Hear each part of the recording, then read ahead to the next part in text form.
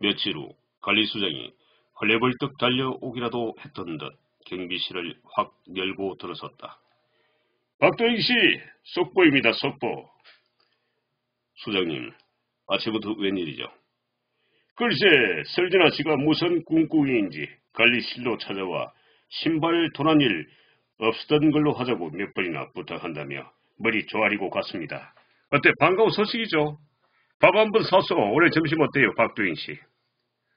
무슨 말씀? 난 절대 그럴 수 없습니다. 까짓 거 감봉 처리된다고 더 떨어질 곳도 없는 사람이 추락되거나 경비 신분이 달라지는 것도 아니고. 뭐라고요? 박도인 씨 왜 그래요? 언제는 10만 원짜리 상품권으로 해결해 달라고 하더만. 어디 복권이라도 당첨되셨나? 이거 왜 이래? 돈이야 없어지면 벌면 된다지만 말로 한번 받은 상처 어디 금방 돌아와요. 그래서 잘못 받은 상처는 평생 간다고 말하지 않던가요. 하지만 직접적으로 그런 식으로 말은 하지 못하고 엉뚱한 곳을 바라보며 피식 웃었다. 절대로 그깟 돈 몇 푼 때문에 모처럼 얻은 기회를 놓칠 생각 따윈 없었다. 모르지 한 2년 지나가면 조금은 풀릴지도.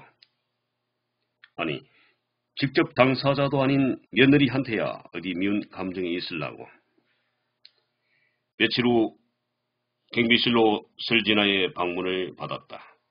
마침 입주민들의 출입이 가장 한가한 일시경이었다. 설진아를 느긋하게 빈 의자에 앉도록 권유했다. 나는 혼사에 관한 일이 의도했던 대로 되자 고무되어 있었던 터였다.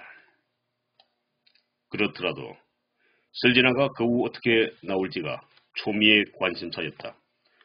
의도적이었는지 아닌지는 판단하기가 모호하지만 상견례장에서 만난 이후로 한 번도 그녀와 마주친 적이 없었다.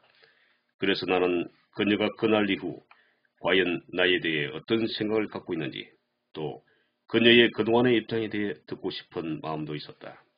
이런 표현이 맞을지 모르지만 솔직히 그녀가 그동안 자행해온 갑질에 대해 양해를 구하고 용서를 빌어온다면 자식을 위해서라도 부처 같은 넓은 마음으로 들어주고 용서해줄까 하는 갈등도 생겨나고 있었다.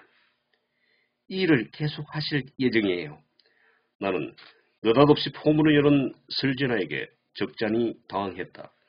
그래도 채신머리 없이 바깥 사돈 될 사람에게 묻는 질문치고는 정도를 벗어났지 않은가 말이다. 아시다시피 다른 직장이 날 때까지는 다녀야 할 것 같습니다. 근데 그건 왜 묻죠? 나 사실 딸내미가 하도 저러고 저희들끼리 죽고 못 살아 어쩔 수 없이 결혼은 승낙했지만 지금 앞에 앉아 계시는 분이 사돈인 줄 예전에 미리 알았다면 상견례장에도 나가지 않았을 겁니다. 어렵소. 이 여자가 시방하는 소리 좀 보소. 관리소장한테 그동안 미안했다면서 머리 조아리고 갔다는 일도 결국은 명배우 오달수도 울고 갈 쇼였단 말이지. 응? 그녀로서는 솔직한 의사를 표현했는데도 듣고 있던 나는 바로 뒷골이 당겨왔다. 이쯤에서 그만 타협하시죠. 무슨 말씀이신지. 제한테 감정이 있어 성희를 시집살이 시키려 하셨다면 그 일은 없는 걸로 하자고요. 난 그 말에 적잖이 당황했다. 설진아가 나의 의도를 이미 파악하고 있었다면 이건 보나마나 성사없는 게임이 될 게 뻔했다. 그렇지 않아도 아이 아빠가 지방에서 올라온다고 하는데 이참에 쓸데없이 늙기만 한 이 아파트 처분하고 규모를 줄여 다른 곳으로 이사 가려고요. 성희 결혼시키고 나면 이렇게 넓은 집이 어디 필요하겠어요. 안사돈, 저하고 아파트에서 부딪히기 껄끄러워 그런 생각을 하셨다면 제가 다른 곳으로 옮길 수 있는데. 물론 그 일도 생각해보지 않은 건 아니에요. 사실 상견례장을 다녀온 후 누구라도 볼까봐 제 나름 까치발을 디디고 조심조심해서 다니는 기분이었어요.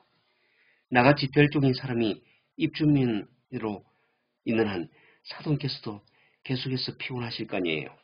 차라리 저희가 이사 갈게요. 대신 여분으로 남는 돈으로 민우와 성희 앞으로 작은 아파트 하나라도 장만해 주려고 해요. 물론 공짜는 아니고 10년이나 아니면 더 길게 갚는 조건으로. 별종.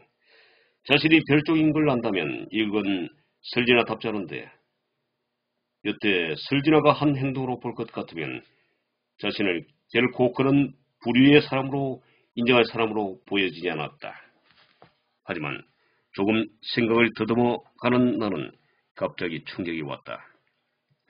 내가 받았던 그녀의 갑질을 어쩌면 민우에게 고스란히 물려받게 될지도 모른다는 생각이 들었던 탓이다.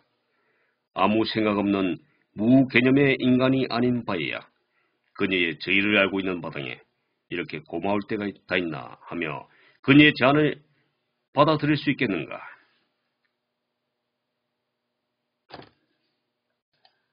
제가 아파트를 사주고 평생 생색이라 낼까봐 걱정되시나 본데요. 그런 생각 안 하셔도 돼요. 그동안 물론 제가 조금 톡톡 튀는 행동으로 섭섭하셨겠지만 제가 이사 가는 순간 다 지나간 일이 되지 않겠어요. 이제 와서 이미 엎질러진 물 퍼담을 수도 없을 테고 또 사이도 자식이라는데 설마 민우한테 대접받으려고 아파트 사주겠어요. 사실 정도의 차이는 있겠지만 사람 사는데 그렇고 그런 상하관계는 이전이나 지금이나 똑같이 존재하지 않았겠어요. 물론 받아들이는 온도 차이는 다르겠지만 무관심 있는 척하고 있다. 나중에 뒤에서 뒷담화나 하고 비난하는 사람보다는 앞에서 뜨드러대도 뒤끝은 별로 없는 오지랖이 넓은 사람이 전 낫다고 봐요. 저도 상견례장에서 사돈을 만난 순간 아찔했어요. 당장에 아차, 승희는 이제 어떻게 해? 라는 생각이 들었어요. 그동안 부모 덕에 별로 세상 눈치 보지 않고 귀엽게 자란 애입니다. 염치 없는 부탁이지만 승희를 딸 같은 며느리로 받아주도록 부탁드리면 안 될까요? 설마 저한테 대한 면 감정으로 승희를 대하시려 했다면 그건 악순환의 연결 고리밖에 더 될까요? 결국 그녀의 제안대로 시집살이 인연은 없는 일로 하기로 하였다. 갑자기 아파트에 들어가 살게 되었다는 민우는 기뻐하면서도 영문을 몰라 하는 듯 했다. 나로서도 솔직하게 다 까발리고 밝힐 수도 없는 입장이지 않는가. 하지만 그렇다고 설진아에게 품었던 감정을 며느리를 통해 풀고자 하면서 장전해 놓은 총알을 완전히 무장해제시켜버린 것만은 아니다. 어쩌면 이제부터는 내가 그녀에게 갑이 될 상황인지도 모른다는 사실을 설진아도 알고 애통해하고 있을지도 모른다. 아무리 그래도 그렇다고 해도 악순환의 연결고리는 끊고 싶은 심정이다.